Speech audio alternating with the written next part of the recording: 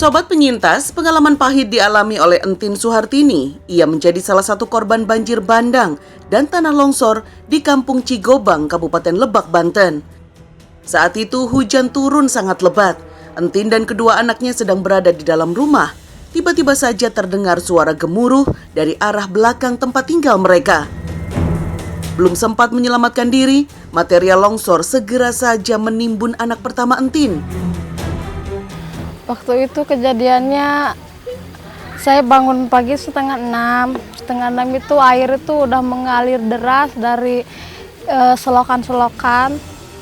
Pokoknya kejadiannya begitu cepat.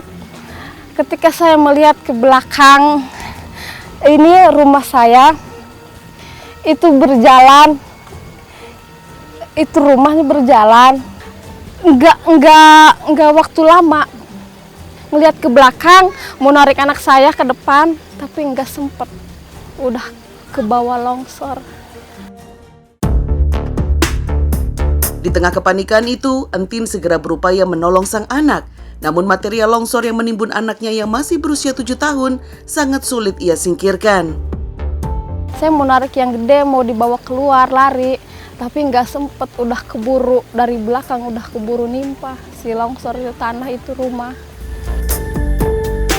Tidak hanya anak pertamanya yang tertimbun longsoran, sambil memegang bayinya yang masih berumur 45 hari, Entin berusaha bertahan agar mereka berdua dapat lolos dari maut. Rasa takut segera menyelimuti Entin. Himpitan material yang mengubur tubuhnya membuatnya semakin sulit bernafas, bahkan ia tidak bisa menggerakkan anggota badannya. Iya, panik pasti karena kan nggak bisa gerak, nggak bisa napas, nggak bisa apa-apa pokoknya. Semua mau digerakin nggak bisa. Entin menuturkan saat itu hanya tangan kirinya yang bisa keluar dari timbunan tanah dan lumpur. Ia terus berupaya melambaikan tangan meminta pertolongan. Tidak lama kemudian, pertolongan datang dari Cecep Marzuki, suami Entin.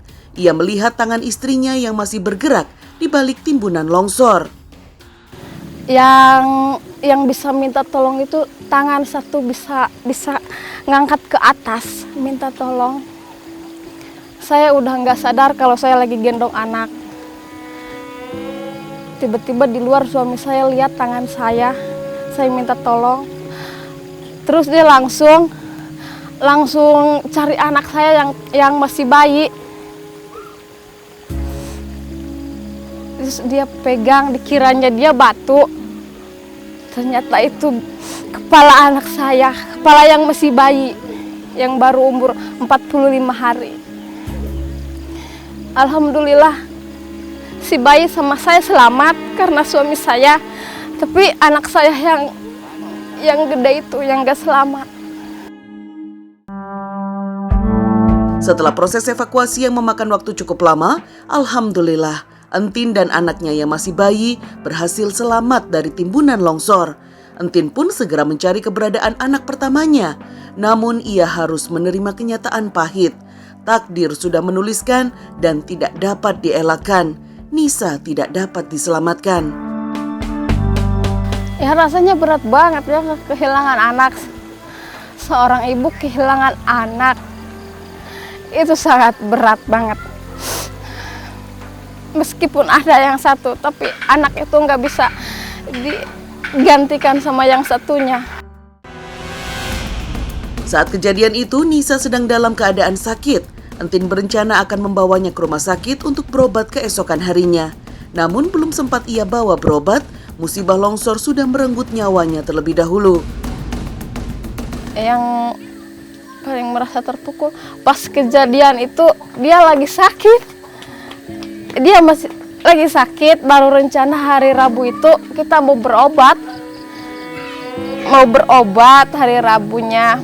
Cuma karena kan malamnya hujan terus. Tapi dia, iya.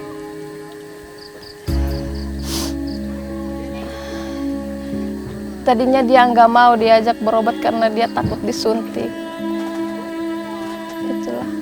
Tadinya dia mau berobat hari Rabu, tapi sebelum berobat kejadian bencana menimpa kami. Setelah ditinggal anak pertamanya, Entin merasa sangat kesepian. Ia tidak dapat lagi bermain bersama Nisa. Seringkali ia teringat kenangan saat ia mengajarkan anaknya. Entin masih tidak percaya ia harus kehilangan Nisa begitu cepat. Yang pasti sangat sedih dan sangat kehilangan karena saya kehilangan anak saya yang satu. Tapi alhamdulillah saya kuat sampai sekarang dengan ngurusin anak saya yang satu lagi. Tidak hanya Entin, Nuraidi juga menjadi korban banjir bandang dan tanah longsor di Desa Banjarsari, Kabupaten Lebak, Banten. Bahkan Nuraidi harus kehilangan istri dan ketiga anaknya yang tertimbun material longsor. Hujan deras, nggak berhentinya satu malam itu kalau nggak salah. 1 hari 1 malam lah. Terus saya dibangunin sama istri saya sekitar 5:30 kalau nggak salah. Terus saya ke depan rumah, sedangkan anak-anak saya di dalam semuanya. Terus ada suara ngedengung itu seperti kapal. Saya nggak lihat, tahu-taunya yang di atas itu, gunung itu longsor, nimpa rumah saya. Nuraidi segera berusaha menolong istri dan ketiga anaknya yang tertimbun. Akan tetapi, tanah yang menimpa sudah begitu banyak dan mengubur seluruh bagian tubuh mereka. Waktu itu nggak putus pengharapan untuk mendapatkan anak dan istri saya. Tapi ya nasib saya begini. Proses evakuasi menghabiskan waktu selama 3 hari. Lokasi yang sulit dijangkau akibat longsor serta keterbatasan alat menjadi kendala utama.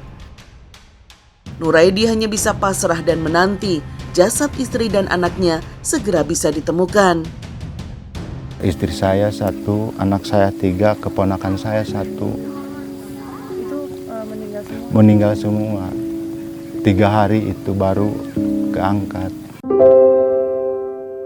Sebelum terjadi musibah, Nuraidi sempat berniat ingin pindah dari lokasi itu. Ia merasa khawatir akan terjadi pohon tumbang atau musibah lainnya. Namun niat itu belum sempat terlaksana. Bencana longsor telah datang terlebih dahulu, serta menimbun keluarga yang sangat ia cintai. Pas saya tiba balik melihat keluarga saya ke dalam rumah, tahu-taunya itu longsor itu nimpa rumah saya, sampai nggak kelihatan rumah saya. Hingga saat ini Nuraidi masih teringat akan mendiang anak dan istrinya. Ia masih belum bisa menerima kenyataan jika istri dan anak-anaknya pergi meninggalkannya sebatang kara. Nggak kebayang lah saya sebelumnya, nggak kebayang sama sekali. Saya berusaha menenangkan diri, berusaha. Itu saya berusaha menenangkan diri saya sendiri, tapi saya itu berapa kali pingsan. Nuraidi mengaku sangat takut jika musim penghujan tiba. Ia khawatir jika terjadi musibah longsor seperti itu lagi.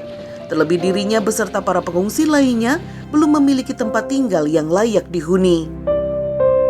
Mengingat kembali ke waktu semula, kalau hujan gak enak, bagaimana ini, harus gimana, harus kemana saya.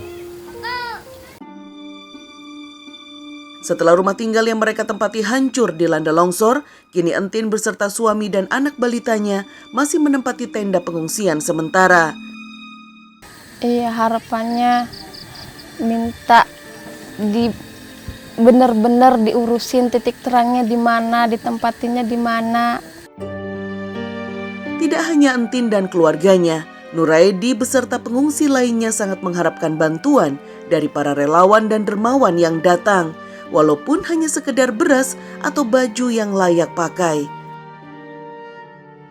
Kalau hidup saya menghidupin diri saya sendiri, ya namanya juga hidup begini. Paling-paling kalau ada relawan ngasih ini beras atau makanan, ya diterima aja buat ini, buat apa, menghidupi diri saya sendiri. Kalau enggak, jual apa saja dari kebun, ada pisang dijual. Sobat penyintas, musibah longsor menjadi hal yang sangat menakutkan bagi para pemilik rumah di daerah lembah, perbukitan, sungai, atau dataran tinggi karena tanah rentan dan rawan bergeser yang dapat mengakibatkan longsor. Dituntut kewaspadaan yang tinggi bagi masyarakat yang berada di kawasan seperti ini agar bisa terhindar dari bencana alam longsor.